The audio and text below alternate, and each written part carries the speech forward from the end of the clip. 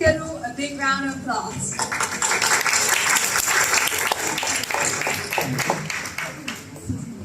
Sorry. Thank you. Welcome to our presentation. Okay, different schools have different problems, but the one in common is timetable scheduling. How do we know that? How do we know that? So we asked two schools, and coincidentally, they gave us the same problem. So we go to school, go to the site to see what's going on. Okay, this is the real footage. So as you can see, they'll put teachers together in a room in front of computers with a bunch of constraint papers to the side, so teachers then have to look at it and manually select the slots and put it in individually. And these are the reactions of us. It is quite frustrating, quite complex, and tiresome. It is a complete abomination. Okay, right. Okay, and this is what we found.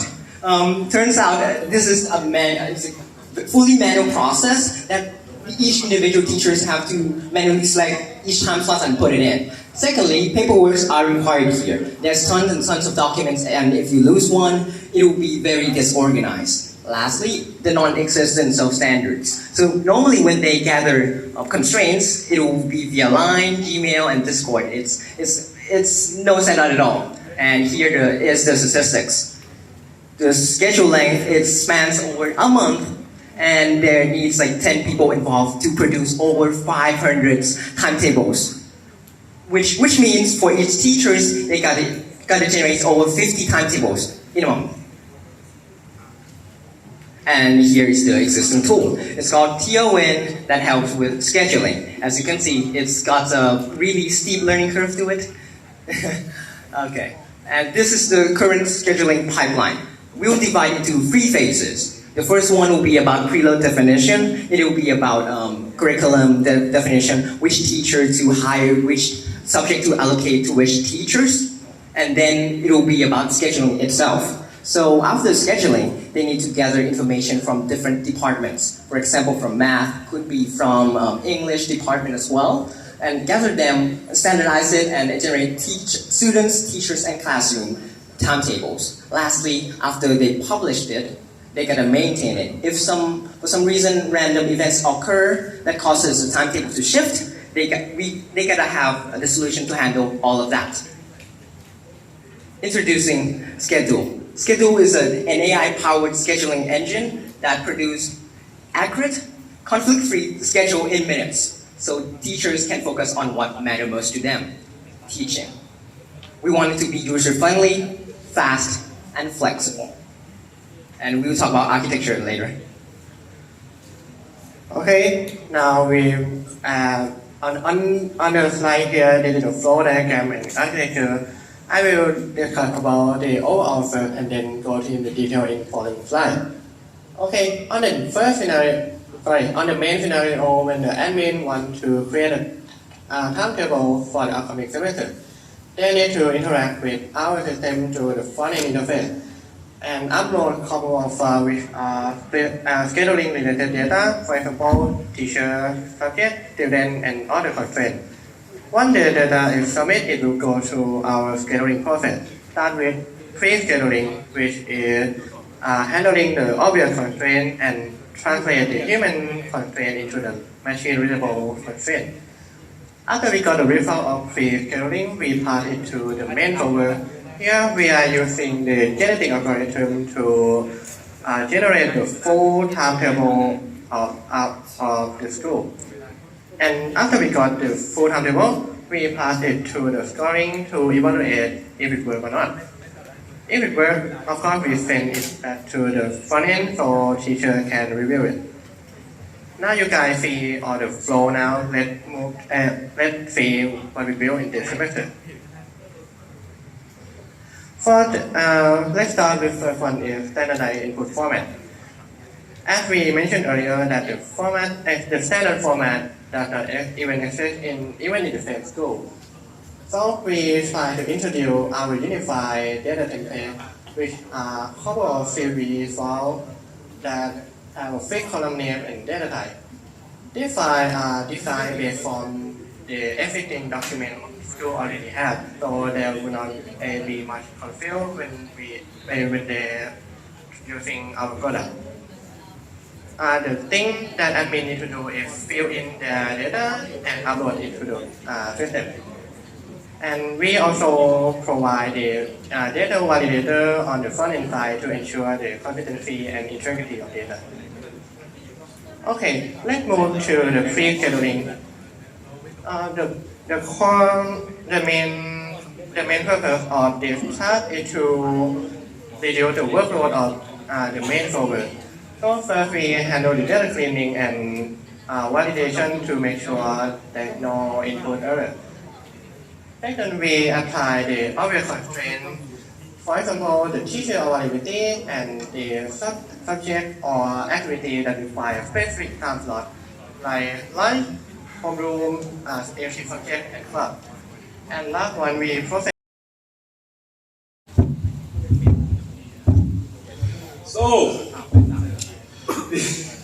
So now that we have a partially filled-in schedule that is filled with the hard constraints, right? Some of the constraints, right?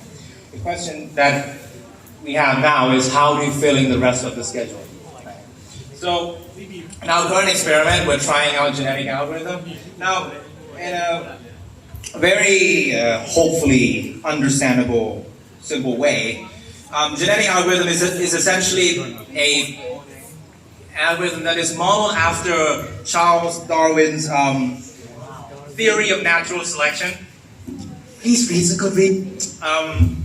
And basically, it works something along the lines of that. For example, you have a pond of fish, right? My parents have a pond of fish at home, and they would like to have the best fish, right? I'm not going to define what best means, but basically, what you would do is that you would pick the best pairs, right, in the pond, and then you'd breed them, and then you'd have a new generation. Let's say the first generation is generation alpha, okay?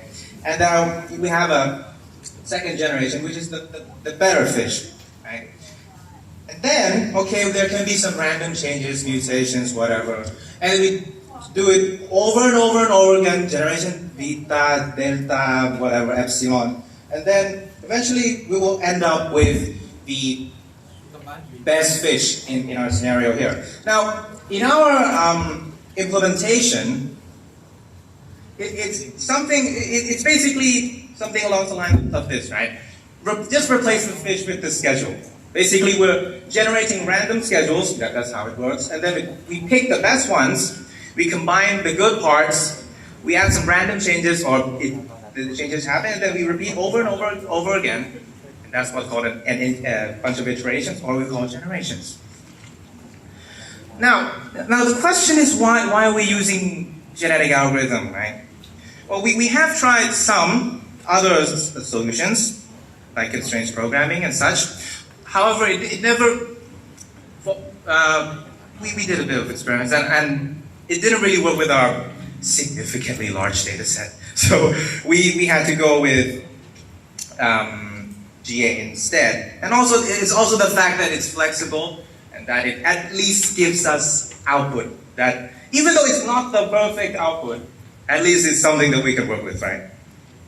Anyway, so how do we make sure that these schedules are to be trusted, right? Is it workable? Does it work? Basically, in our current demonstration, we're implementing it with a fitness function that's focused on basically what schedule has the least amount of conflicts, right? However, what we're planning to do is basically following these frameworks that we're developing at the moment, which is basically seeing how complete the schedule is, how fair it is, and how correct it is, right? Now, the scoring, it will not only be in the solver itself, there will also be another scoring system, but we'll work on that in the next term. Anyway, here's the statistics that for a simple run that we ran, and basically the graph, the versions curve, such, and also time for generation. Some people have concerns that, okay, GA, is it going to be slow? But from what we've tried, Each generation takes around 0.4 seconds to run. And if let's say we need 1,000 generations to have the closest to the perfect fit, then it will just take around 10 minutes to do something. Anyway, here are some of the examples of the schedules that we've made. There are some blanks there. Most of them are free classes, right? And some of them could be conflicts, but we can just fill later, right? That's the teacher schedule. And then there's a classroom schedule. So now that I've laid out, the back end, how it works and everything, we're going to look at how the users can use it. So let's go.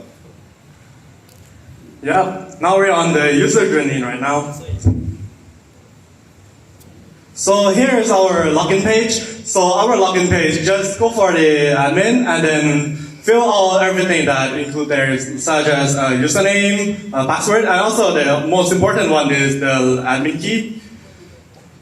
So now you can create the schedule, like a new one, or maybe just click on the existing schedule so you can edit it later.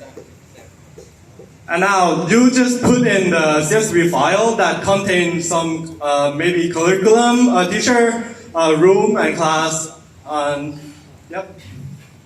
And now we're gonna create the output using our AI that we mentioned earlier. And now we can see that there's an output that you can drag and drop anywhere. And at the top there's a view all and teacher, room, and also class. So you can organize everything quicker and easier. Alright, now for the teachers page. Basically, after all of the registration and logging in and choosing the main schedule from the dashboard, this is what the teacher is going to see. Now in the top navigation, there's going to be the teacher's code and the teacher's name, and there's going to be the subject, class, and room view. And there's also going to be an exchange functionality for the teachers. And let us say that I want to exchange my Wednesday first period class. All I need to do is this, press on that slot, and what's going to pop up is the information box telling me about that slot I just select. Now the exchange, after I press that, the system will simply show me what slot is being taught by who. And I want to swap it, let us say like Tuesday first period with like kind of with press that. And now I need to fill out this form because it's part of the school like exchange workflow. And then when he's going to receive like in his inbox about this request that I just made, if he accepts, then he's also going to need to sign this form agreeing to the request that I just made. And both of our status in the inbox will be saying waiting for academic affair approval.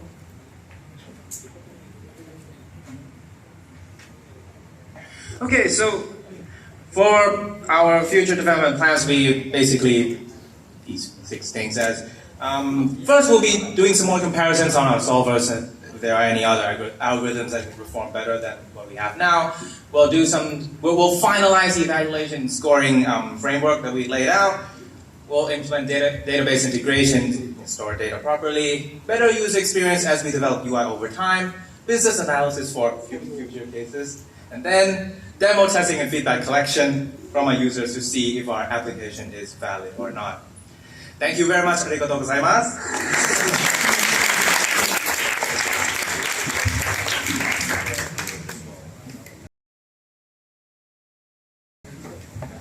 I am delighted to see you using genetic algorithms because I think there's a lot of power there that often gets neglected. They're not considered to be sexy anymore. But I have some questions about it. What is the scope of a chromosome in your, you have 3 different kinds of schedules, right? You have room schedules, you have teacher schedules, and you have student schedules. So do you run separate GAs for each of them? Do you run them together? And is each of those 3 types of schedule a separate chromosome, or do you make a solution which is one long chromosome? So imagine in the one teaching slot, they will have a teacher, room, student, and daytime slot. They will be in one chromosome and they will link to each other. Okay, good. I understand that. That seems reasonable. The second question, when I saw that you were using GA, Some of your constraints are hard constraints, like you can't have 2 classes in the same room at the same time. Some of your constraints are softer constraints, like a teacher doesn't want to teach at 8 o'clock.